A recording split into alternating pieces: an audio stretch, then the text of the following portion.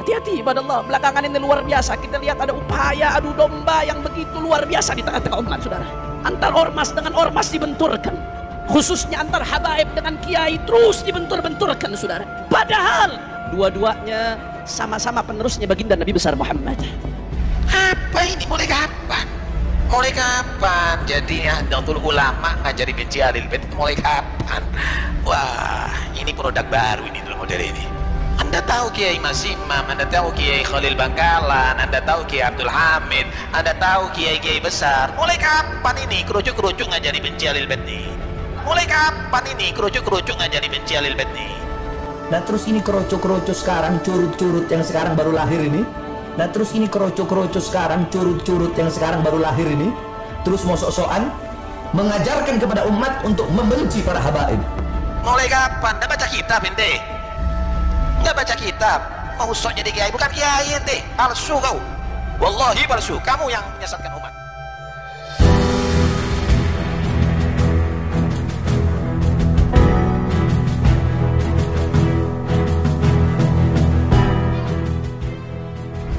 Kamu yang menyesatkan umat.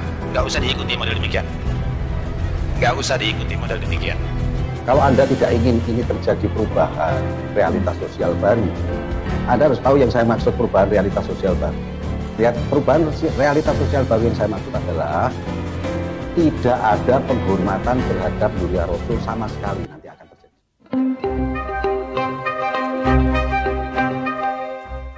Sikap bijak Ketua PBNU, Kiai Haji Yahya Kholil Stakuf atau Gus Yahya, yang mengalah dengan mengakui nasab Ba'alawi sebagai zuriyah Rasul dengan alasan barokah, rupanya dimanfaatkan oleh mereka jamaah oknum habaib klan geng Petamburan, untuk memainkan strategi jahat playing victim. Lihat saja yang dilontarkan oleh menantu ex-imam besar Front Pembela Islam Rizik Syihab, Hanif Alatas dalam acara Haul Habib Soleh bin Muhsin Al-Hamid Tanggul waktu itu. Persis seperti retorika mertuanya, Hanif Alatas sok bijaksana mengajak umat Islam untuk bersatu dan melawan pihak-pihak yang mau mengadu domba antar ormas dengan ormas, juga antar kiai dengan habaib. Tanpa rasa berdosa dan dengan suara meledak-ledak layaknya orasi saat demonstrasi, orang ini bukannya lupa, tapi memang dengan sengaja lempar batu sembunyi tangan lalu maling teriak maling. Sudah menjadi rahasia umum, munculnya polemik adanya pihak-pihak yang meragukan keaslian nasab para habaib Ba'alawi itu, dipicu dari ulah mereka sendiri. Mereka ini wabil khusus geng Petamburan Rizik Syihab dan murid terbaiknya Bahar Smith, lalu diikuti oleh murid-murid didikannya yang berhasil di brainwash dengan nasab, dan nasab.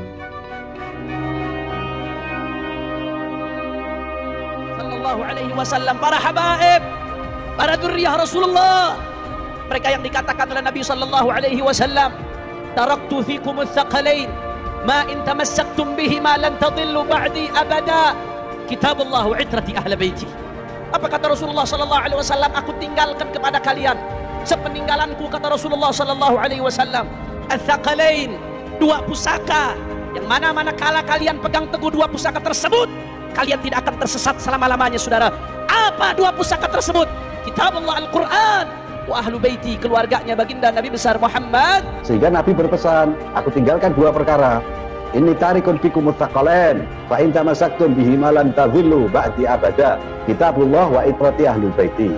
Nabi berpesan, berpeganglah kepada dua pusaka ini. Siapa itu? Al-Quran dan ahlul baitku.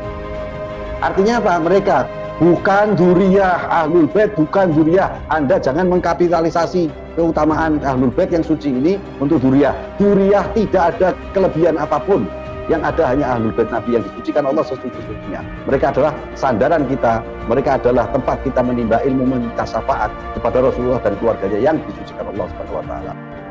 Pemane zaman sedikit pada tahun pemilu, Masya Allah, yang namanya hoax, berita bohong, fitnah, adu domba, caci maki, luar biasa. Alhamdulillah bisa ketangkep Muslim Cyber Army yang menyebarkan fitnah, itu namanya Muslim Cyber Army. Koordinatornya Habib bin Ahlul Bait. Salaman, cium tangan. Saya mau salaman sama Habib itu. Namanya Muhammad Lutfi Al-Habsyi dari Tebet. Itu koordinator penyebar fitnah adu domba. Mau cium tangan? Habib mau cium tangan? Kiai-kiai santri boleh nong gak soroban kami cium tangan. Ini anak kurang ajar sudah.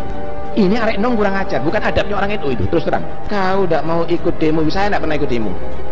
Tapi Tapi tidak perlu sudah kita komentar apa, bahas urusan yang keliru semuanya. Akhirnya sholat di tengah jalan tidak sah. Kemudian yang berfatwa profesor katanya. Ini profesor capok. Ketika 212 saya sendirian menentang sholat Jumat di Monas. Kenapa? 1, niatnya bukan sholat politik. 2, saya tahu siapa yang biayain. Ratusan, puluhan miliar sampai 100. Saya tahu siapa yang biayain. 3, tidak berakhlak, sul adab. Dari Cirebon Indramayu, Kediri yang berangkat sholat Jumat. Dari Cirebon Indramayu berangkat ke Jakarta, turunnya di Masjid Istiqlal. Jadi Masjid Istiqlal ngeces, ngiler, ngompol.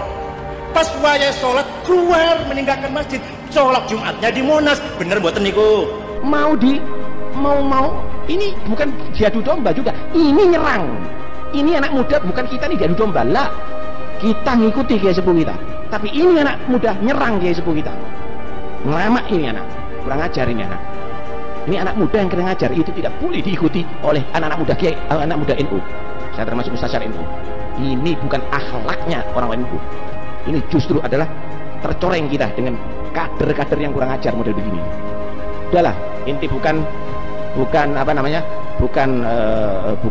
orang-orang yang harus berfatwa. Kamu adalah mukallid, kamu anak muda, ikut dengan fatwanya kiai sepuh. Selesai. Yang diperintahkan oleh Kanjeng Nabi mencintai itu ahlul bait.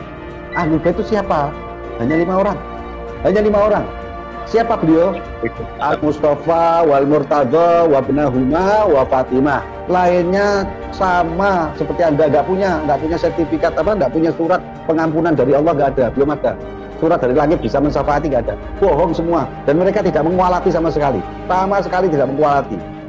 Jadi kalau ada orang mengatakan kami para habaib pada ahlul bait, itu bohong. Siapa yang bilang berguru pada satu Habib bodoh sebanding dengan berguru pada 70 ulama? Gilang Al-Ghifari, murid kesayangan Bahar Smith yang katanya 10 tahun setia memperbudak dirinya, dan hasilnya ilmu yang disampaikan diklarifikasi oleh sang gurunya. Dan konyolnya lagi, sang gurunya pun ternyata selama ini salah mengartikan makna bahasa Arab. Begitulah, grup Wiro Sableng 212, muridnya Sableng gurunya gendeng. Pilih menimba ilmu dari Habib bodoh, hasilnya pun jadi makin jauh lebih bodoh. Bahar Smith bilang, jangan banding-bandingkan Habib dan ulama. Bukankah dia sendiri, dan Habib-Habib yang sealiran dengannya yang selalu membanding-bandingkan bahwa nasabnya lebih mulia dari ulama? Doktrin yang masif, dipropagandakan oleh mereka untuk menjual nasab demi merubah nasib. Habib bodoh lebih mulia dari alim ulama, itu yang selalu mereka koar-koarkan di mimbar-mimbar hingga kajian rutin. Doktrin yang sesat dan menyesatkan itu, semua bukan merujuk pada hadis, apalagi ayat Al-Quran sebagai dalilnya, melainkan kitab-kitab karangan ulama, yang biasanya juga dari hasil karya orang-orang mereka juga. Bukan 1, 2, 3 orang, tapi kalau kita telusuri di medsos, baik video maupun tulisan, doktrin pembodohan umat itu bertebaran seakan terstruktur dan sistematis. Karena memang itulah cara mereka, untuk mengkapitalisasi umat untuk dijadikan budak-budak yang menghamba dan merangkak di hadapan mereka, dengan tiupan demi mendapat syafaat di akhirat kelak. Tak ketinggalan Big Boss terah mereka, Ketua Bani Alawi Robitoh Alawiyah, yakni Taufik Assegaf, sudah dikenal sejak lama menggunakan pola yang sama dalam mempropagandakan doktrin jual nasab demi nasib, dan tentu saja dilengkapi dengan narasi yang provokatif, membenturkan ulama dengan habaib, memframing seolah-olah para kiai atau ulama membenci habaib hingga berpolemik frontal dengan Kiai Haji Said Agil Siroj saat beliau menjadi Ketua Umum PBNU. Itu penipuan. Ahlul bait hanya 5 orang yang disucikan. Jadi kecintaan dan kewajiban kita cinta hanya kepada manusia-manusia yang disucikan di surat Al-Ahzab ayat 33. Innama yuridullah liyudhiba ankum rijsa ahlal bait wa yutahhirakum tathira. Sesungguhnya Allah berkehendak mensucikan wahai ahlul bait Nabi sesuci-sucinya. Siapa mereka? 5 orang saja. Semuanya bisa bersatu karena Habib Soleh. Jangan sampai kita dipecah belah. Jangan percaya kepada orang-orang yang menyatakan habaib palsu atau kiai palsu. Semuanya adalah itu adu domba yang tidak ingin bahwa Indonesia ini kekuatannya ada di habaib dan kiai. Semuanya ini adalah karena ada kepentingan-kepentingan sesaat. Karena itu tetap bersatu. Siap bersatu? Bersatu dengan habaib, bersatu dengan kiai.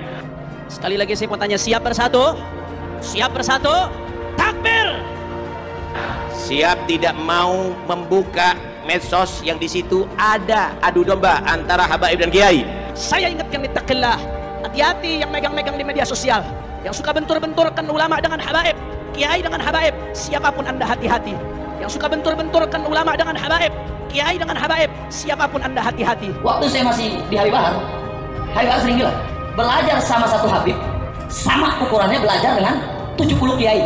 Satu habib, walaupun habibnya jahlun, maksudnya bodoh kata Habib Bahar, itu ukurannya perbandingannya amat 70 kiai yang alim. Syarifun jahilun, habib bodoh lebih utama daripada orang alim yang mengamalkan ini.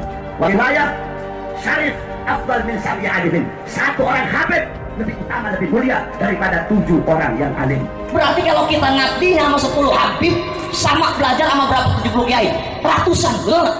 Atau kola, beliau berkata syarifun wahidun, atau syarifun wahidun, syarif sayyid, tapi kan nggak bodoh.